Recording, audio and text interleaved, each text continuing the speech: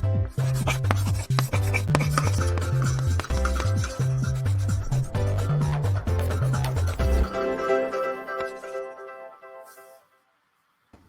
afternoon. Good afternoon. Hi. How are you? I am very happy to have a couple of colleagues from the Humanities department, and I'm also happy to have this. I have to recall the number of these live episodes we've been hosting. Um, to everybody that is joining us in this afternoon. It is a Friday before Memorial Day weekend, but we want to make sure that we share this important conversation with everybody about a very important topic. As you know, we are facing a lot of transition issues or challenges due to the crisis that we are all experiencing. But we have our faculty who have been showing a lot of creativity and have been doing excellent work in helping our students in all of the different areas that we offer classes to our students. So we are going to be having a conversation with Natasha and Angel this afternoon. But before we do that, I want to, ask Natasha to tell us a little bit about you and also how you're doing today. Well, right now, my husband is at the door trying to tell the plumber that they can't come in right now because we're doing this. So that's what's happening right now. Overall, it's been a very stressful semester, but I am very happy that we are winding down. And, I'm happy to say that most of my students in the end did fairly well this semester. So I'm very happy about that. And can you share with us what do you do at Hostos? What classes do you teach at Hostos? So mostly I teach acting one, acting two, and intro to theater. Although I will be doing play and performance analysis in the fall. Excellent. Let's hear from Angel. So how are you doing? Tell us a little bit about yourself as well. Yes, well, I teach in the Humanities department, Visual and Performing Arts unit. This semester, I've been teaching only acting, but I usually teach acting and introduction to theater. I've been doing okay. The students have been submitting the work. I'm in the process of grading now the final work. And it's been challenging this semester because teaching acting, you could imagine teaching acting remotely. So we have to be very creative and patient with technology. And this is exactly the reason why we wanted to have an opportunity to have conversations with you, because the classes that you're teaching require the physical presence. And then how do we achieve physical presence in the online environment? And we wanted to make sure that we share this conversation, and we hope that it will be useful for other colleagues in other places that are going through the same challenges, that this conversation will be beneficial for them. And having this challenge, we want to make sure that we have our students engaged. So let's have this. Let me ask you this first question: how do you keep your students engaged in these times? Let's start with Natasha, and then we go with Angel. Sure. So I did the majority of my acting assignments actually on the discussion board to continue the sense of ensemble that we had established in the classroom. And as a part of every assignment, they were required to post on their classmates' work. And this approach allowed the students to remain connected, but also provided them with a lot of asynchronous learning, which was really vital for a lot of my students. A lot of them were caring for children at home, either their own or siblings. I've also met with students on various platforms to video chat, whichever they were most comfortable and familiar with. And that has helped a lot. And, when students disappeared, I contacted them, I emailed them, I called them, and I got a lot of them that had disappeared came back after I had, engaged with them in that way. And one thing I did that was very simple was I was regularly posting announcements on Blackboard about, what's due, what's the latest information and resources I could share with them, and just talking about my own personal, what was going on with me to help them stay connected. Excellent. Let's hear from Angel. Well, in my case, we were preparing when we went into quarantine. We were preparing to perform the monologues.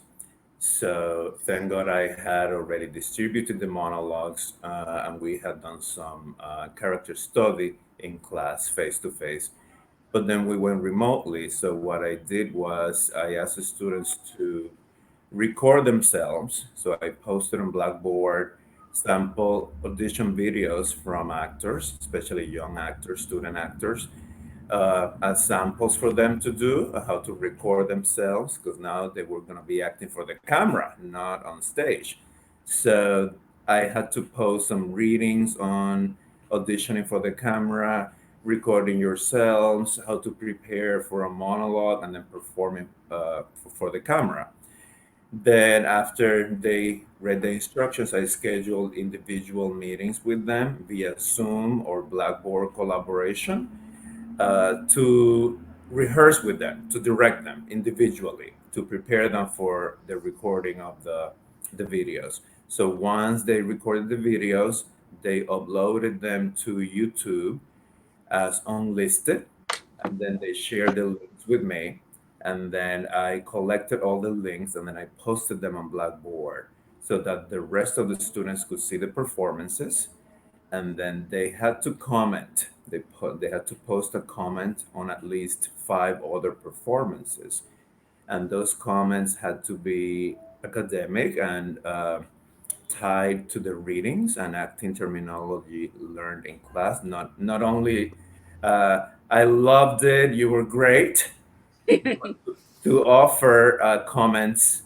with theories discussed in class, and then they were going to be evaluated also on the comments they posted on the classmates' performances. And I have to admit that it was a really fruitful, it was a really significant assignment for them. Many of them expressed to me via email how they had enjoyed uh, performing for the camera and seeing the YouTube videos of the classmates and posting comments. Many of them expressed that they felt more comfortable performing at home for the camera because they were less nervous performing in front of a live audience. So it was a positive experience for many of us. So I really enjoyed the monologue performances on YouTube.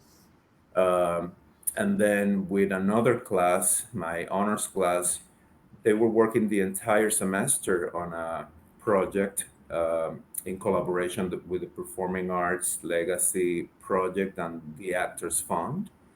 And two students were paired to work individually with a senior performer, professional performer, age 62 and over, that they met at the beginning of the semester at Hostos. They came to Hostos, and then they were working with them creating a profile for a website from the Performing Arts Legacy Project, which is for the Actors Fund. So it was a kind of service learning project that those honor students were working on the entire semester. So when we went remotely, so they work individually, and instead of video recording the interviews, they conducted audio interviews. So there was an oral history component, and then the students created the profile of this artist on the website with their bios, memorabilia, the audio interviews. They also prepare a grid of their work, their careers in chronological order, theater, film, TV. So it was a really great experience for them to learn from these veteran actors on how to record and document uh, an actor's career. So those were some of the things that we did in the two different acting classes that I had. That is great. I think for all of us that that wanted to have a how to, which is rewind this video, and then we will have step by step what Angel has done.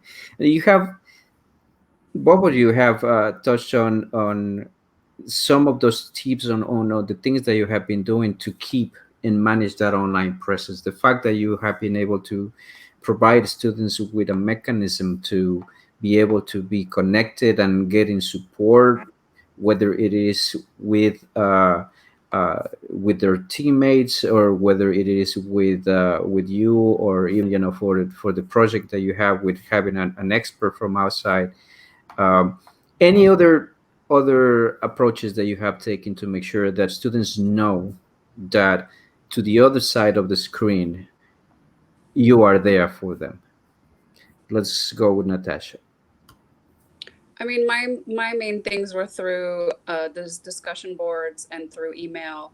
And actually, I even would add like personal things when I would grade their assignments, where I would, ask them about something that I knew personally about them, or engage with them in that way to have that like personal touch. Especially for the ones that had been sick or had family members that had been sick or had lost their job. The different struggles that they have all been going through. Excellent. Angel. Well, in my case, I always made sure to that the students knew that I was available. For example, my honor students, they had my cell phone number because we had already rehearsed for their monologues via FaceTime, some of them. So I made myself available to my honor students in that way. But I also constantly communicated through emails. If students had questions, then they would email me. I would email right away the same day, including weekends. Some of them had trouble submitting assignments, some of them were sick, and they expressed that to me via email. So, I made sure that I gave all the extensions necessary. I actually said to all of them, I mean, if you're missing any work, you have until the end of the semester to submit any work that you owe me. So I had to be very flexible during these times with regards to the assignments. Excellent. And of course, we have been doing all of this, and Natasha was talking about this, that our students have been facing for a lot of challenges. And the next question is about this. So, what challenges have you faced and are you facing in this transition, as we were adapting to this, and then we will continue to be adapting to it? Let's hear from Natasha. Well, the in terms of teaching, I've always used Blackboard, for students to see their current grades and to have all of the assignments available. I've always done that with my face-to-face classes, but other than that, I haven't really taught a class online in 7 years, was the last time at my other college. So I was very rusty with fully teaching online. So I had to really refamiliarize myself with Blackboard, and really sometimes reach out to colleagues to say, wait, how does this want to work again? Or Google it. Um, and just personally, I have a 2-year-old daughter, and I'm working at home with my husband. And that has been absolutely brutal and really unfair to her. And I never thought I would ever have to give a 2-year-old a tablet. But when we both have conference calls, I've had no choice. So that's been really hard, really frustrating. And I also injured my back about a week into this, probably because I was just sitting for too long working. And that has been really challenging because sitting aggravates it. And for most of my work, I have to sit. So, in addition, I'm also an extrovert. And so I really miss teaching face to face. So overall, this has been very, very challenging for me. I see. Let's hear from Angel. Yeah, very much like Natasha, because the nature of our courses is participatory and requires physical presence and a lot of physical work and warm-ups. Uh, so not being able to do that in person has been a great challenge for us, and many of my students express their being able to translate those ideas to the stage Instead, they were performing for the camera. So that has been the greatest challenge because of the nature of the class, to adapt and to eliminate some of the activities that we did in the class, in the classroom with the students. Although I have to say that one day we did a Zoom meeting with one of my acting classes and the students that could join at the time.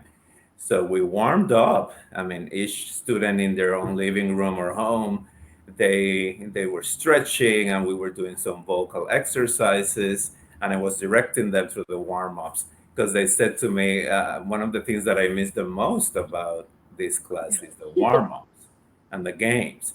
And then I said, okay, well, let's have a meeting next week via Zoom, and whoever who can join could join.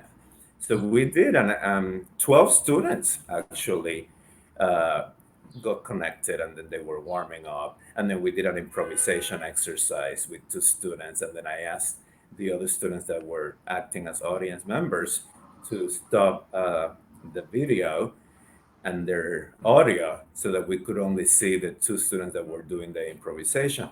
So it was actually a lot of fun, and the students, yeah, were feeling sad because that was the part that they missed the most about this. With regards to personal challenges, so adapting to remote instruction has been a little isolating for me and sometimes depressing because I mean, I'm a social person. I like to socialize. I need to be around people. So that's who I am. So being here at home, teaching, and having my personal life here as well has been a challenge. And certainly our students, as we mentioned, they're also facing a lot of challenges. Any challenges that students have shared with you that you would like to comment? I mean, the obvious challenge of I've had students that have gotten sick or their parents have gotten sick. Um, some family members have passed away. Um, and there's just a feeling overall. I think our students are feeling really overwhelmed. Um, and so I've tried to just make that extra effort to say I'm here and to offer resources. One student actually specifically asked for mental health resources, so I guided her there.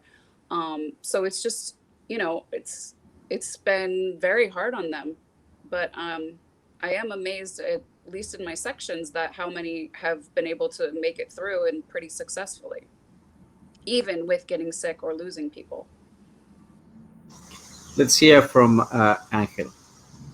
Yeah, similarly, I had students that got sick. One of my students confessed to me that he tested positive for the virus. He was in the hospital a couple of days actually. And the day that I had the Zoom meeting with the students, he actually connected and he was wearing a mask because he didn't want to, he had kids in the house.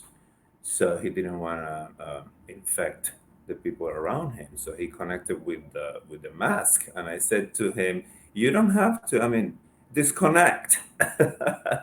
So yes, I had students who were sick. I also had students that were missing still today. Three of the students in one of my sections never replied to emails, never submitted any work. So I don't know what happened to them to this day. Other students expressed to me that they had lost their jobs, so they were really struggling financially. They told me that via email, and they asked me for extensions on the work because they couldn't concentrate. I mean, they lost their jobs, they are living with other people in their houses, so it's hard for them to concentrate, to do any homework, and I perfectly understand that.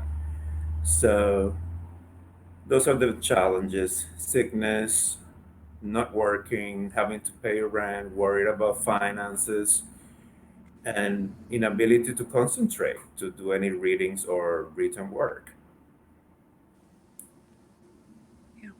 Great. And talking about challenges, we don't control the environment, and I don't know what's going on outside of my house. There's a lot of noise in the background, but then that's part of it. Um, I'm going to share with you a couple of comments from people that are connected. Maria Subert, thank you, Natasha and Angel, for sharing.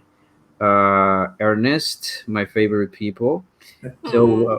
we want to thank everyone that is connected, and please feel free to send questions, comments to for Natasha and Angel as we are having this conversation.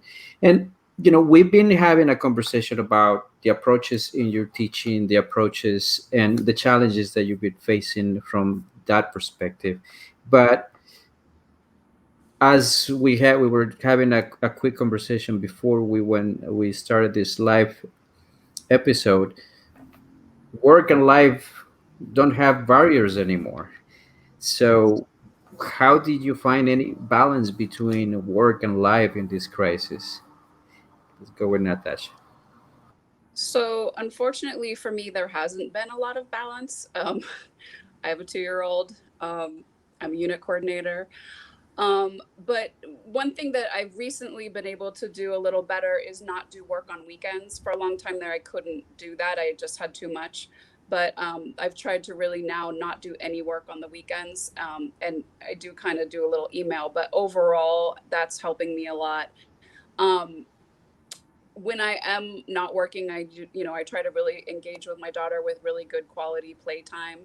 And I've really been calling people like either through FaceTime or regular old phone call to just connect. And that has helped me tremendously because, as I mentioned before, I'm an extrovert. So that's kind of helped keep me sane. And also, there's times where I just need to relax, and that can't happen very often with the 2-year-old. But often after she goes to bed, I'll just like watch a show on Netflix so I can just have time to just not be doing anything that feels like work. Angel? Yes, well, in my case, after I finish work, because I have to remind you that I'm also a student. I'm a doctoral student at NYU, so I was also balancing NYU work with Hostos work. And actually, my classes via Zoom at NYU taught me a lot about how to conduct classes remotely that I applied immediately to my Hostos classes when we met via Zoom. But after I finish work, I was telling Natasha recently that I have my virtual happy hours with my friends. So we connect through FaceTime or that application House Party. And then on weekends, Fridays or Saturdays, we actually are having one tomorrow. So we connect through House Party or FaceTime, and then we put on the same music. So we email each other a mix of music, and then we put it at the same time, and we feel that we are in the same room with the same music. So that helps a lot to balance, work and life during this crisis, to still connect with your friends, even if it's virtually, so that you could disconnect from work because you're in the same space, so you feel like you are doing everything in the same you're actually doing everything in the same space. But that has helped me a lot to have these virtual happy hours with my friends. That's a great and a great idea of people who want to do that, and it's relaxing to be able to discuss, to the extent possible, finding ways of being connected. For once, we've seen that we have been more connected, even though virtually, with friends, family members. So at least the technology, all of this came when the technology was semi robust. I couldn't imagine this happening 10 years ago. Mhm. And Yeah. yeah, so I have another, let me see, another comment from John Burke. Education department is in the house. So there are two Woohoo! men. Ernest is supporting the idea of virtual happy hours as a must. Anyone interested in doing it, email me, and then we'll set up a time for happy hour. Sure, you'll identify a theme of music, and then you're gonna get a competition on. Absolutely, we coordinate the music and the time and the day.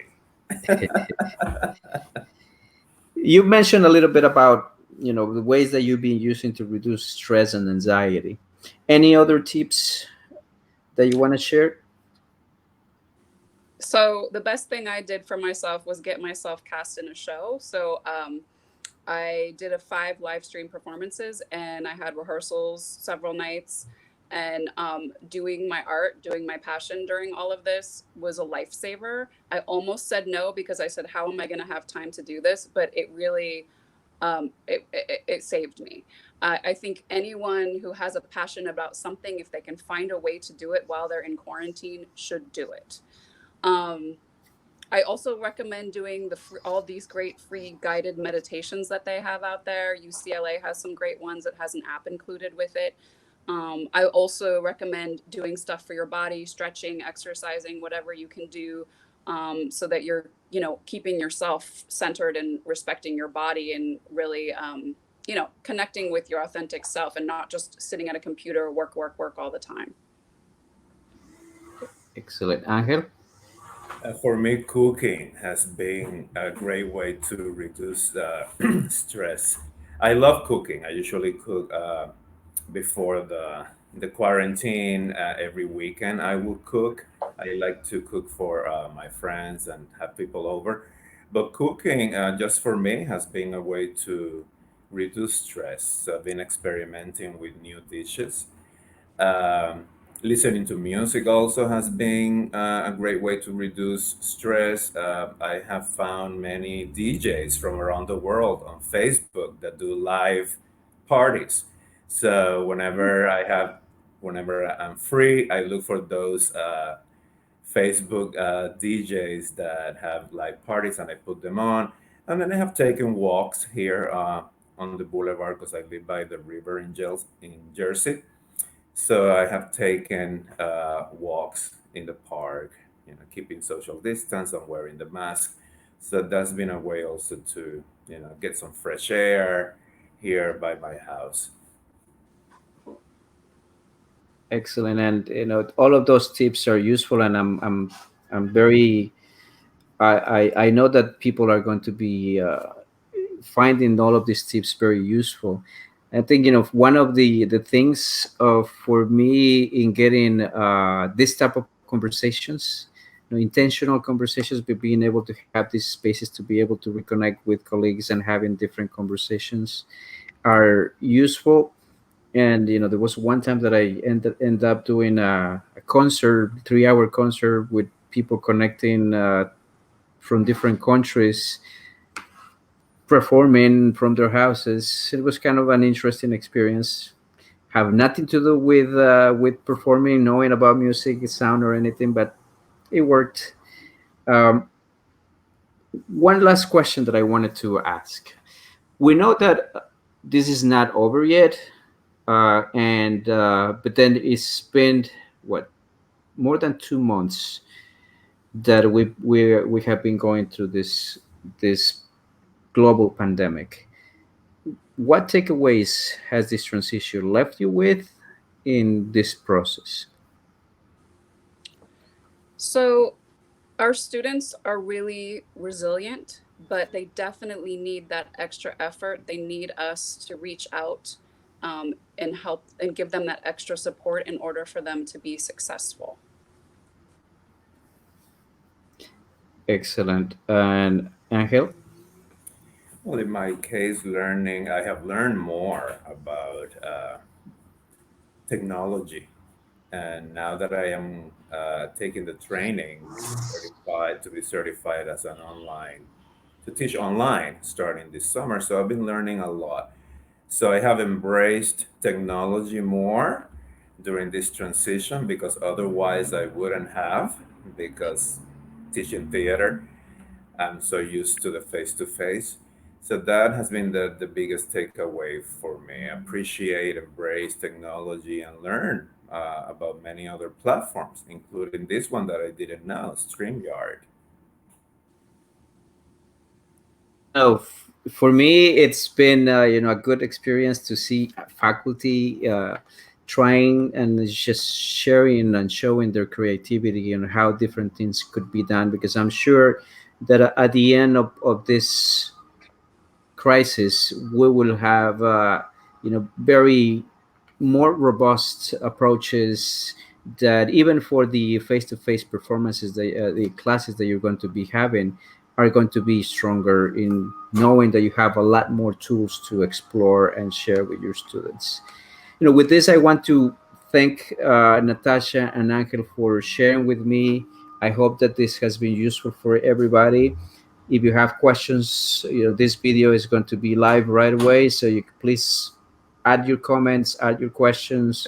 We will be answering to this video, and we're going to have a few more teaching tidbits this semesters, and I invite everybody to join us in the future episodes.